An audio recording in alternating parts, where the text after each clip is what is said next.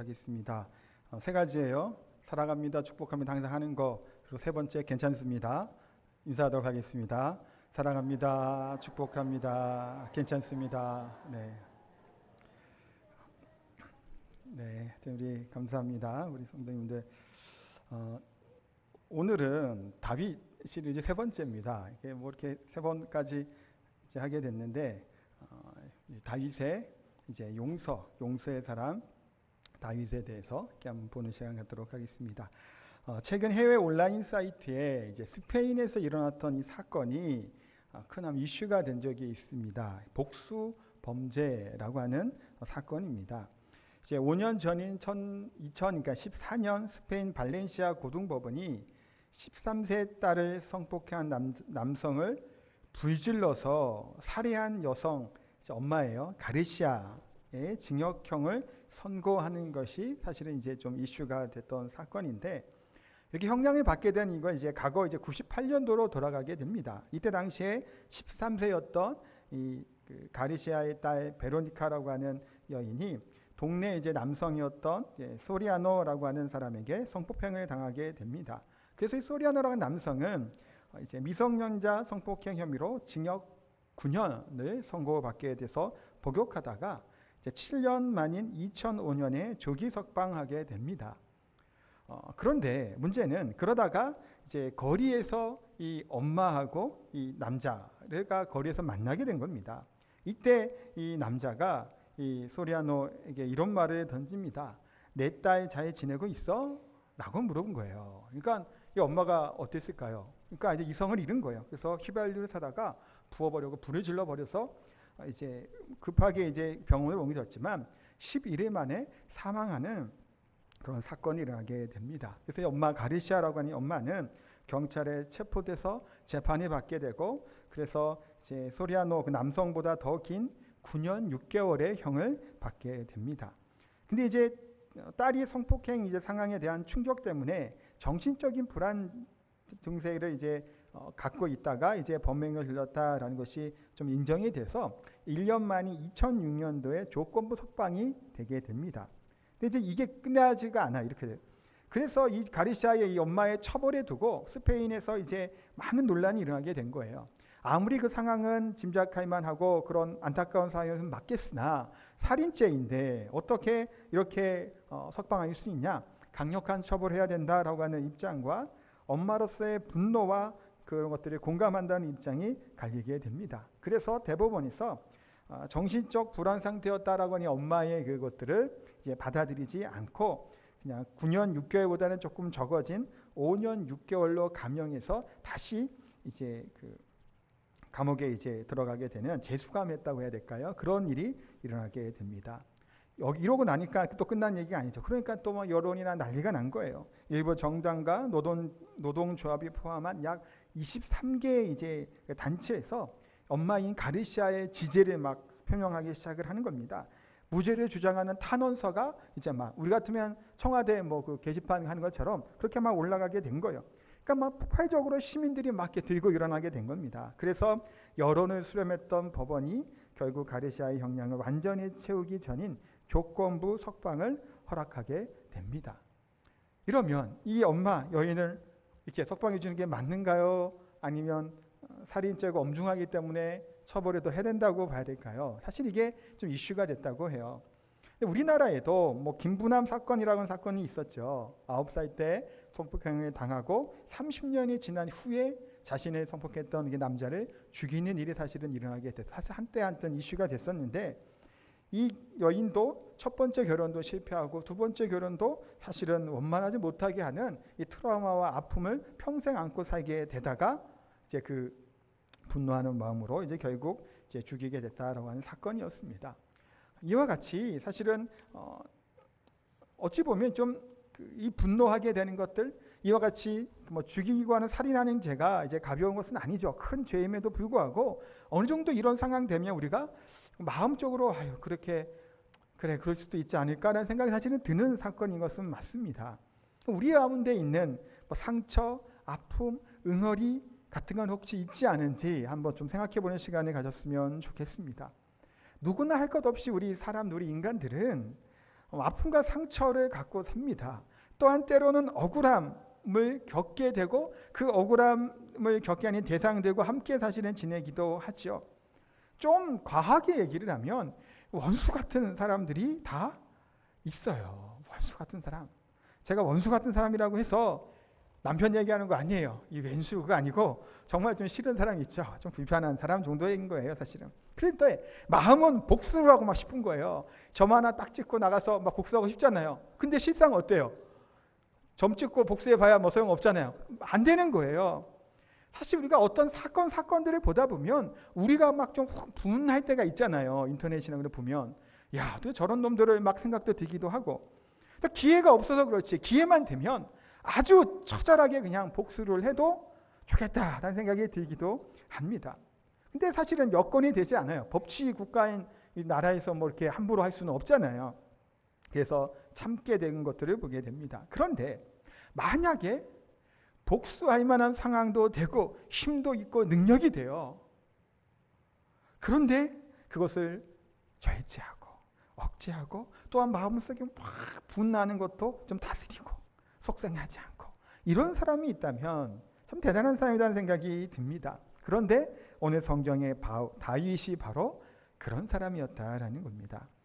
다윗 이야기가 이제 세 번째예요. 뭐 알다시피 어릴 때 누구와 전쟁을 하게 되나요? 블레셋이죠. 누구랑 싸우죠? 골리앗과 싸웁니다. 무임의돌을 들고 나아가서 골리앗을 무찌릅니다. 이때 다윗이 아주 멋진 말을 하고 골리앗과 싸웁니다. 무슨 말일까요? 기억하시나요? 아시는 분은 아실 거예요. 너는 칼과 창과 단청으로 내게 나오거니와 나는 만군의 주 여호와 내가 모욕하는 여호와의 이름으로 내게 나아가노니 라면서 하잖아요. 막 두근두근 하는 거 아니에요? 이 말씀 읽으면 좀 막 두근두근 했어요. 청년 때도. 야, 이런 말에 또 다 하는구나. 얼마나 멋진 말을 해요. 그리고 골리앗을 죽여요. 그러니까 영웅이 된 거야, 영웅이. 그러니까 어떻게 여인들이 외치나요? 중요한 거는 여인들이 외쳤어요. 뭐라고 외치죠? 사울은 천천히요. 다윗은 만만히요. 만약에 여성분들이 그렇게 외치셔되면 우리 전사님은 만만이고 저는 천천히라 그러면 저도 아마 기분 나쁠지도 몰라요. 근데 우리 남자분들이 그렇게 외치면 뭐 그러려니 할지도 몰라요. 근데 여자들이 외칩니다. 사실은 사울이 천천히고 다윗은 만만이라니 이거 뭐 사울이 마음에 분이 막 생기기 시작을 하는 겁니다. 그러자 사울 왕은 자신의 딸을 이제 주잖아요. 사위까지 삼은 거예요. 그런데 이 공을 세웠고 또 군대 장관 역할을 하면서 저런 전공들 세웠던 다윗을 죽이려고 해요. 근데 다윗은 잘못한 게 없잖아요. 지난주에도 뭐 얘기했지만 뭘 잘못했어요? 그렇게 기죽어서 골리앗 앞에 쩔쩔 매던 이 이스라엘 군대를 완전히 박살냈잖아요. 아직도 어린 그 나이 때문에도 불구하고 생명을 걸고 전쟁을 수행하고 승리를 이 민족에게 나라에게 왕에게 바쳤음에도 불구하고 이 왕이 나를 지금 죽이려고 하는 겁니다. 그럼 다윗 입장이 어떨까요? 억울하죠. 분해요. 아니 다윗이 시켰나요? 여인들에게 나에게 만만하라 그러고 안 지켰단 말이에요. 이들이 자발적으로 본인들이 그냥 기뻐서 외친 거예요. 그런데 다윗은 어떻게 돼요? 도망자 신세가 됩니다. 오늘 본문은 그게 도망자 신세가 되었던 이 다윗이 엔게디라고 하는 뭐 광야, 뭐 항무지라고 하는데 사막이에요. 그렇게 보시면 돼요. 사막에 있다라는 소식을 사울이 듣게 되고 3,000명이나 되는 군사를 이끌고 다윗을 잡으러 쫓아갑니다. 이때 다윗은 한 600명 정도 되는 인원들과 함께 굴에 숨어 있었죠.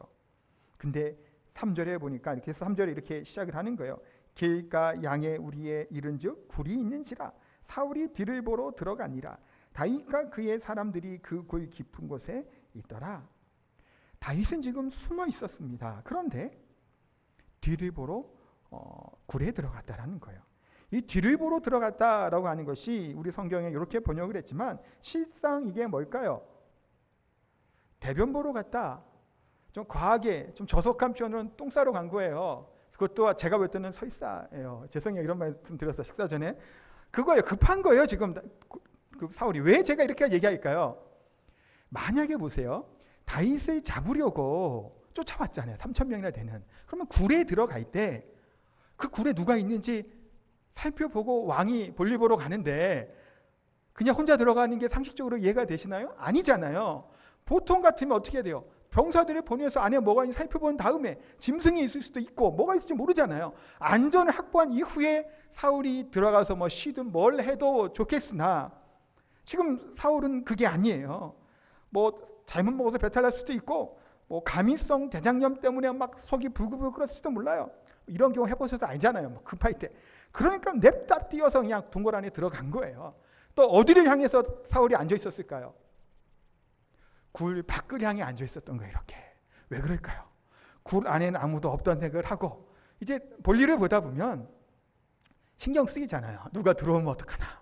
무슨 말 아시겠죠? 그러니까 굴 밖에 오나 안 오나 보고 이렇게 쭈그리고 앉아 있었던 거예요. 그래서 뒤에서 다윗이 뭐예요? 옷자락을 벨 수 있는 겁니다. 뿐만 아니라 이제 환한 데 있다가 시커먼 굴에 들어가면 눈이 안 보이죠. 사실은 우리가 뭐 밖에서 극장 들어갈 때도 환하게 형광등 이렇게 있다가 극장 들어가면 아무것도 안 보이잖아요. 그런 것처럼 그렇게 아마 다윗을 보지 못하는 상황이 됐을 겁니다. 그런 이 상황을 한번 상상해 보세요. 굉장히 웃기는 상황이에요. 다윗이 처음에 얼마나 긴장했을까요? 안에 숨어 있어요. 지금 몰래 숨어 있는 거예요. 근데 자기 동굴 주변에 3,000명의 군사들이 막 웅성웅성 소리가 나요. 주변이 막 포위하고 있어요. 실제로 포위하고 있었던 거예요. 막 포위하고 있잖아요. 그러니까 어땠을까요? 야, 이제 잡혔구나. 도망다니다 이제 죽겠구나 생각을 했는데 사울 혼자 헐레벌떡 굴로 뛰어들어온 거예요. 사실. 그러니까 긴장했다가 또 긴장도 풀리게 했다가 황당하는 뭐 여러 가지 사실은 상황이 됐을 겁니다. 이때 이제 다윗의 부하들이 이렇게 얘기를 합니다. 다윗이여, 기회가 왔다. 하나님께서 기회를 주셨다. 사울을 우리 손에 붙여 주셨다. 단칼에 저거 죽이고 우리 이제 그만 도망 다니자라고 분명히 얘기했을 거예요. 또한 다윗이 듣기에도 타당한 이야기입니다. 하나님이 주신 기회로 여겨줄 만한 상황이죠. 4절 말씀을 그래서 한 번 더 우리가 4절을 읽어보도록 하겠습니다. 다윗의 사람들이 이르되 보소서 여호와께서 당신에게 이르시기를 내가 원수를 내 손에 넘기리니 내 생각에 좋은 대로 그에게 행하라 하시더니 이것이 그날이다. 지금 이날이라는 거예요. 여호와 하나님께서 원수를 드디어 우리 손에 붙여 주셨다라는 겁니다. 보세요. 우리 같으면 어떨까요? 하나님의 뜻 같잖아요. 이렇게 나를 기름 부어 주시던 이 하나님이 드디어 이 도망으로부터 이 어려움으로부터 나를 살려주시기 위해서 사울을 벌하시고 징벌하시기 위해서 이렇게 사울의 내 손에 붙여주셨구나 생각할 만하단 말이에요. 왜냐하면 다윗 입장에서는 아까도 말씀드린 것처럼 뭐예요? 잘못한 게 없어요. 억울하게 지금 도망다니고 있습니다. 그것도 분하잖아요. 왕의 그 사위. 그런데 지금 도망다니는 신세가 된 거예요. 자신의 파멸하고 자신을 힘들게 했던 이 사울을 죽일 만한 상황이 됐을 거예요. 하나님의 뜻으로 하나님이 인도하셨다라고 하는 확신을 가지고 죽일 수 있었습니다. 그런데 다윗은 어떻게 얘기하나요? 하나님이 기름 부어 세운 이 왕을 내가 손대지 않겠다라고 이야기를 합니다. 6절, 7절 말씀이에요. 같이 한번 6절, 7절을 읽도록 합니다. 자기 사람들에게 이르되 내가 손에 들어 여호와의 기름 부음을 받은 내 주를 치는 것은 그는 여호와의 기름 부음을 받은 자가 됨이니라 하고 다윗이 그 말로 자기 사람들을 금하여 사울을 해하지 못하게 하니라. 사울이 일어나 굴에서 나가 자기 집을 가니라. 심 다윗은 참 어떤가요? 되게 좀 멋진 말이죠. 또 저 이런 말 참 많이 해요. 다윗은 신이어서 그런가 봐요. 아주 문장이 좀 좋아요. 여호와께서 기름 부음 받은 내 주를 내 주라고 또 얘기를 하는 거예요. 내 왕이라는 거죠. 그를 해할 수 없다라는 겁니다. 우리 같으면 어떨까요? 저 같아도 사실은 저도 이렇게 뭐라고 해야 될까요? 잘래요. 집에서는. 그래서 밖에서 사실은 막 조금 뭐 싫은 소리 하는 거 굉장히 듣기 싫어갖고 누가 싫은 소리 나쁜 소리 하면 집에서 저희 아버지도 저한테 뭐라고 안 해요. 그래서 조심스럽게 말을 해요. 제가 화내는 거 승질내는 거 알아갖고 집에서 다 그래요. 하여튼 근데 막 그런 일이 있잖아요. 때론 그러면 뭐 어떨까요? 막 분이 나죠. 원래 혈기가 있는데 성향 자체가. 근데 막 단 말이에요. 저 같으면 그럴 것 같아요. 이거 기회잖아요. 하나님이 인도하신 것 같잖아요. 딱 그냥 내 손에 줬잖아요. 이거 완전히. 이런 상황 되면 우리 뭐예요? 분명히 얘기해요. 하나님 뜻이다. 근데 다윗은 그렇지 않아요. 흥분하거나 멱살 잡거나 싸우려는 모습 같지 않죠. 사실은 여러분들은 모르겠으나 저와 비교할 수 없는 그런 성숙한 온유함을 가지고 있는 것이 다윗이라는 생각이 또 한번 들게 됩니다. 그런데 다윗이 사울에게만 그랬던 것이 아니에요. 나중에 왕이 된 다음에 압살롬이 이제 아들이잖아요. 반역을 일으킵니다. 그때 피난길에 올라가게 돼요. 사울의 친척이었던 시므이가 다윗의 길가에서 조롱하면서 저주를 해요. 뭐라고 하냐면 피를 흘린 자여, 사악한 자여, 가거라, 가거라. 지금 다윗 심정이 어떤가요? 좀 그냥 말할 수 없는 심정일 거 아니에요. 자기 아들이 지금 반란 일으켰는데 그렇게 가는 다윗을 향해서 저주하면서 조롱해요. 이때 듣다 못한 이제 아비새라고 하는 다윗의 신하가 당장 시므이를 죽이려고 해요. 그때 다윗이 또 멋진 말을 합니다. 사무엘하 16장 10절 말씀 같이 읽도록 하겠습니다. 왕이 이르되 수르야의 아들들아 내가 너희와 무슨 상관이 있느냐 그가 저주하는 것은 여호와께서 그에게 다윗을 저주하라 하심이니 내가 어찌 그리하였느냐 할 자가 누구겠느냐 하고 이러면서 아비새를 막아요. 여호와께서 그 입을 통해서 저주하라 하셨다. 다윗은 그렇게 받은 거예요. 시므이가 했던 이 말에 대해서. 이게 다윗의 신앙이고 믿음이죠. 아비새를 막았고 부하들을 막았던 이유, 복수하지 않았던 이 이유 공통점이 있습니다. 그것은 뭐냐면 하나님 때문이에요. 다윗은 철저하게 하나님 때문이죠. 다윗이 사울을 손대지 않았던 것도 하나님 때문이고 자신이 저주하고 조롱하였던 시므이를 손대지 않았던 것도 하나님 때문이에요. 다른 말로 얘기하면 하나님을 향한 믿음 때문이에요. 이 확신이 다윗에게 있었기 때문에 사울을 용서해줬던 거고 시므이를 용서해줬던 겁니다. 때로는 그래서 우리에게 또 한 가지 고민이 되는 부분이 있습니다. 용서하는 마음을 용서할 수 있어요. 용서하기도 하죠, 때로는. 그런데 이렇게 결단을 하고 고민을 하고 용서를 했는데 내 마음을, 내 용서해주는 이 마음, 이 심정을 헤아리지 못하는 경우들도 있어요. 우리가 보면 분이 나고 힘들어서 마음을 다스리고 기도하면서 그래 용서하고 사랑해야지 용서했는데 상대방은 별로 대수롭지 않게 여긴 거예요. 나를 나쁘게 해놓고서, 나를 힘들게 해놓고서, 나를 모함해 놓고서, 나를 억울하게 이상한 소리 해놓고서 별거 아닌 것처럼 여기는 거예요. 나는 힘들게 용서해 준 건데 이러면 어떤가요? 이러면 또 말할 수 없겠죠. 사실은 이 심정이.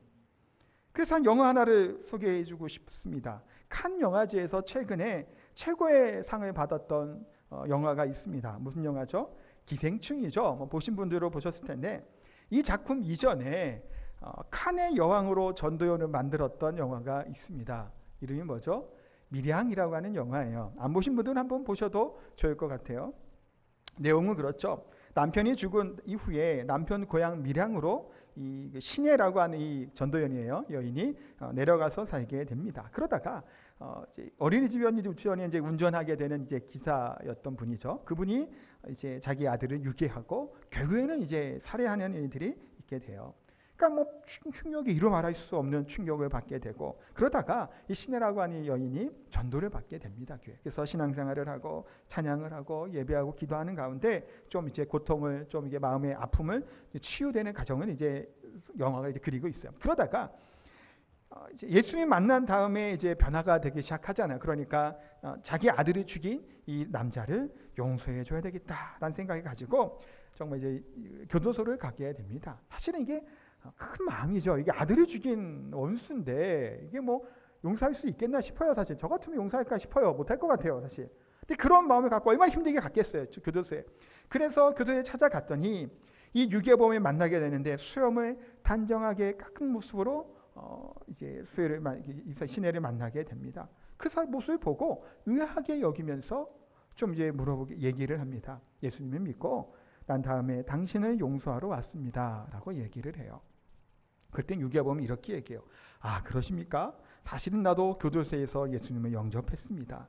그러니까 예수님이 내 죄를 다 용서해 주셨습니다. 그러면서 허허허허 웃는 거예요. 그러면서 내 마음이 이렇게 평안할 줄 몰랐습니다. 라고 얘기합니다.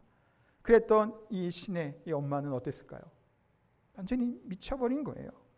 세상에 이런 게 다 있냐라는 거예요. 내 고통은 아직도 여전히 지금 내 마음속에 남아있고 처절한 피눈물을 흘리면서 아직 고통스러워 괴로워하고 있는데 도대체 내가 용서 안 했는데 누가 용서해 주냐라는 거예요. 나는 아직 용서하지 못했는데 누가 나보다 먼저 용서할 수 있겠냐고 하면서 뻔뻔스러운 모습 때문에 막 거의 뭐 정신이 잃을 만큼 미치게 됩니다. 그 이후에 이제 시내라고 하는 여인의 방황이 되죠.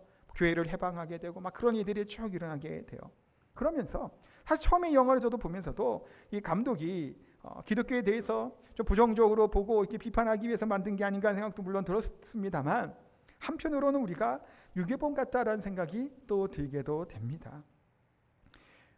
오늘날 대부분을 살아오는 사람들이 자신의 잘못 때문에 실수 때문에 아픔을 주고 상처를 주는 경우가 많죠. 뭐 저 또한 마찬가지고 받은 사람은 또 주기도 하고 똑같아요. 사실은 우리가 특별히 뭐 다를 바는 없다라고 생각이 듭니다. 그런데 우리의 문제 때문에 내 때문에 상처받은 사람이 괴롭고 힘들함에도 불구하고 예수님은 내 죄를 다 사주었으니까 나는 평안하고 너무나 좋다라고 희희낙낙할 수 있겠냐라는 거예요. 유괴범은 어떤가요? 눈 하나 깜짝하지 않았잖아요. 죽일 때는. 또한 영화에서 보면 제 기억으로는 처음에 감옥에 잡혀 들어갈 때는 수염도 기르고 막 이런 깨끗한 모습으로 잡혀 들어갑니다. 그런데 교도소에서 예수님 만났다고 했을 때는 살도 좀 찐 것 같고 수염도 단정하게 아주 평안한 모습으로 이제 만나게 되는 거예요. 두 가지 화면들이 딱 겹쳐지는 거예요. 분노할 수밖에 없는 것이죠. 기독교인을 향해서 어찌 보면 손가락질하는 그 부분이 한편으로는 이해가 된다는 생각도 사실 들게 됩니다. 근데 왜 이런 소리를 듣게 되고 왜 이와 같은 비판을 우리가 경험하게 될까요? 중간에 한 가지 생략한 게 있기 때문이에요. 우리가 예수 그리스도로 믿음으로 말미암아 모든 죄를 주께서 사해해 주신 것은 맞아요. 그런데 내가 예수님 믿었다면 중간에 내가 이 죄 때문에 문제됐던 이 죄의 문제에 대한 통곡함과 회개함이 그 가운데 있어야 되는데 이것을 그냥 또 잃어버리게 된 거예요. 중간까지 그냥 잊어버린 겁니다. 내가 예수님 때문에 죄사함을 받았다면 영화를 빗대하면 뭘까요? 내가 죽인 그 아들, 내가 죽였잖아요. 용서를 해줬어도 그 죄가 얼마나 큰지를 깨닫고 피눈물을 본인도 흘렸어야 되잖아요. 아들이 그렇게 죽게 만들었던 이 여인의 엄마의 심정을 헤아려야 되잖아요. 내가 예수님 믿어서 내가 평안하다면 그 고통을 같이 아파해야 되고 동참해야 됩니다. 같이 함께 울어야 돼요. 만났다라면 교대에서 뭐 해야 될까요? 무릎을 꿇고 펑펑 울어야죠. 그리스도 안에서 내 자유함을 얻었다라면. 근데 영화에서 보면 그 과정이 사라진 거예요. 십자가의 은혜 앞에서 겸손하게 서야 됨에도 불구하고 우리는 때로는 이와 같은 모습에 있을 때가 있는 거예요.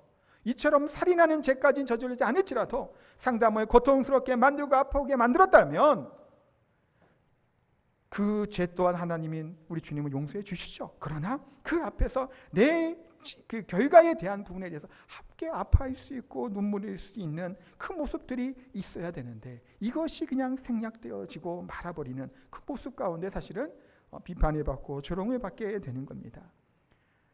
이것은 이제 가해하는 입장에서의 얘기다면 받는 쪽으로 다시 한번 돌아가면 다윗은 사울을 어떻게 했나? 용서해 줬죠.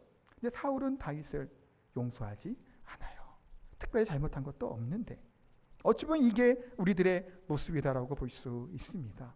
성경은 그러면 원수 갚는 일에 대해서 뭐라고 말씀하고 있는지 로마서 12장에 잘 말씀하고 있습니다.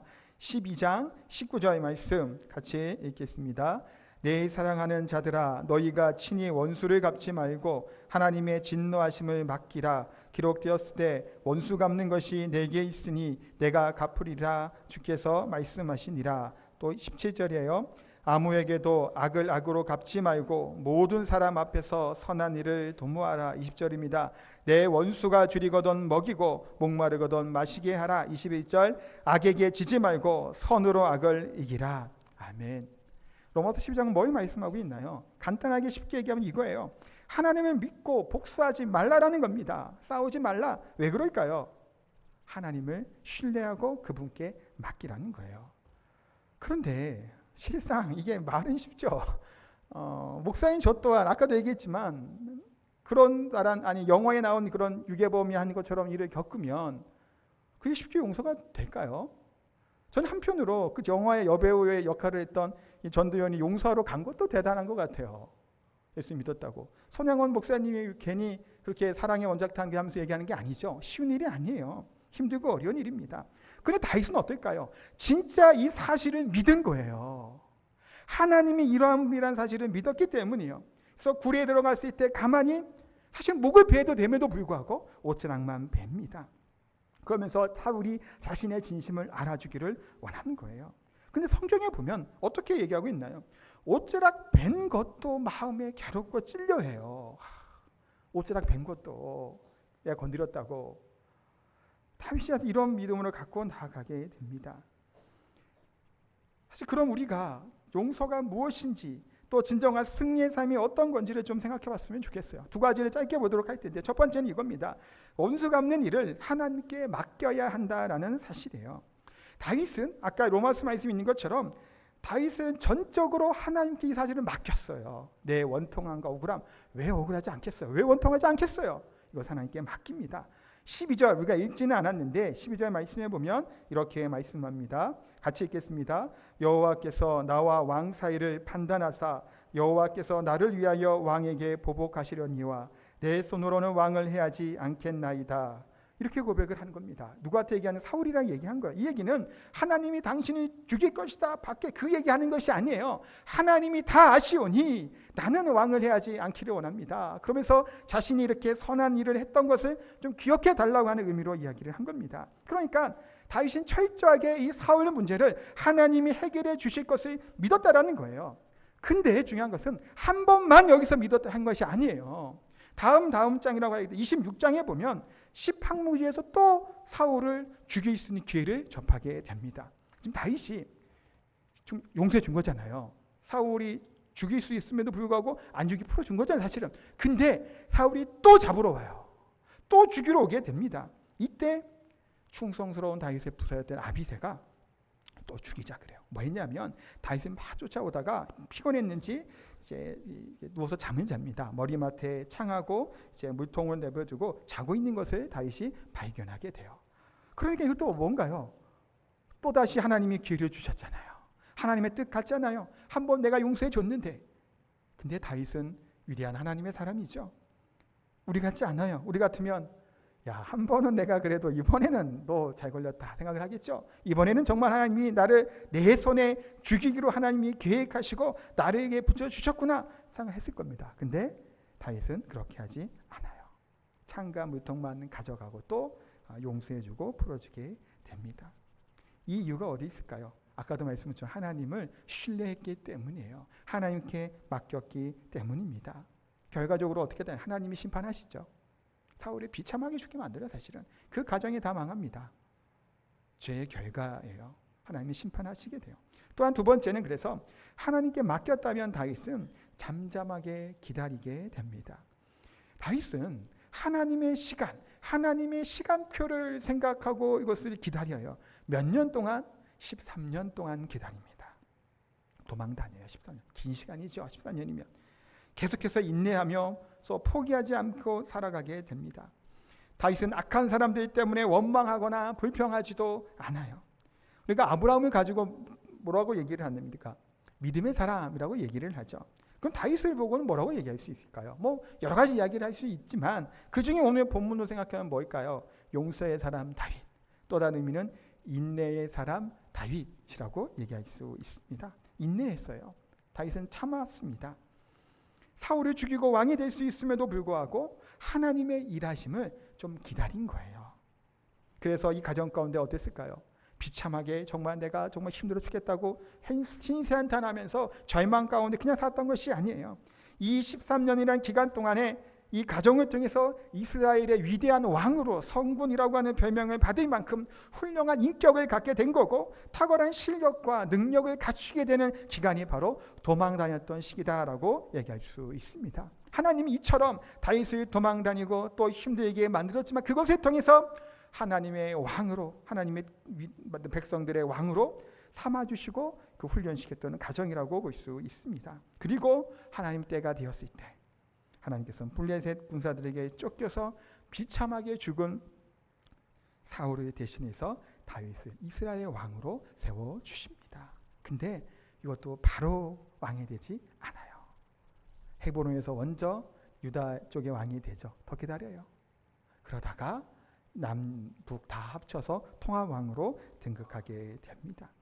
이런 하나님의 역사를 체험했던 이제 다윗은 악한 자들 때문에 힘들어하는 사람들에게 이렇게 어찌 보면 도전한다라고 볼 수 있습니다. 시편 37편 1절과 7절에 보면 이 두 구절이 이렇게 말씀하고 있습니다. 한번 같이 읽겠습니다. 악을 행하는 자들 때문에 불평하지 말며 불의를 행하는 자들 시기하지 말지어다. 여호와 앞에 잠잠하고 참고 기다리라. 자기 길이 형통하며 이룬 자 때문에 불평하지 말지어다. 아멘. 다윗은 이렇게 고백을 하는 겁니다. 불평하지 말자. 악한 자들 때문에, 불의한 자들 때문에 그러지 말자라는 겁니다. 뭐가 전제되어 있을까? 이 다윗의 고백에는 하나님을 신뢰하기 때문에 끝까지 인내할 수 있었습니다. 원수 갚는 일을 하나님께 맡기고 다윗처럼 잠잠히 하나님의 때를 사실 우리가 기다리는 자들이 되기를 소원합니다. 사랑하는 성도 여러분, 용서하며 살아가는 것 쉬운 일은 아닙니다. 그럼에도 불구하고 우리가 용서할 수 있는 힘과 능력은 어디에 있을까요? 사실 우리가 때를 이르든 모르든 어떻게 해든 그런 마음이 드는 것은 사실이에요. 분한 마음이 들기도 싫은 마음이 들죠. 또 괜히 싫은 사람도 있잖아요. 사실 별로 이렇게 해코지하지도 않았는데 그냥 좀 싫고 마음에 안 드는 사람들도 사실 있어요. 미운 사람이 있겠죠. 그래서 기회만 되면 다윗처럼 한번 그런 생각까지는 안 하더라도 한번 걸리기만 해봐라. 내가 뭐 꼬투리 한번 잡히면 한번 요조를 내리라는 마음은 사실은 갖는 게 우리 인간들의 마음이죠. 저 또한 마찬가지 되고요. 그렇지만 하나님은 그와 같은 것들을 원치 않으신다는 사실을 기억했으면 좋겠습니다. 하나님께 이와 같은 것들을 좀 억울함들, 아픔들을 맡길 수 있는 은혜가 있기를 소원하고, 또한 이것을 이와 같이 용서하며 사랑하며 할 수 있는 이유, 힘은 어디서부터 올까요?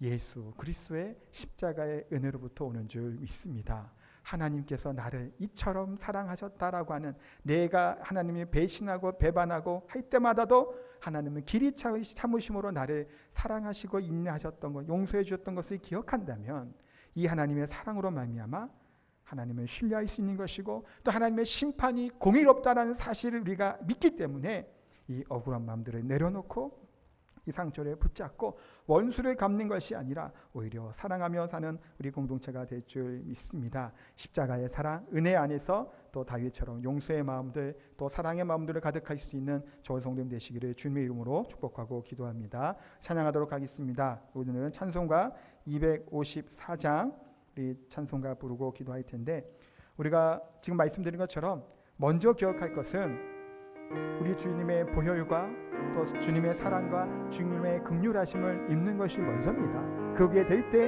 이것이 흘러 넘치게 될 줄 믿습니다. 주님의 보혈을 기억하며 찬양하고 기도하는 시간 갖도록 하겠습니다.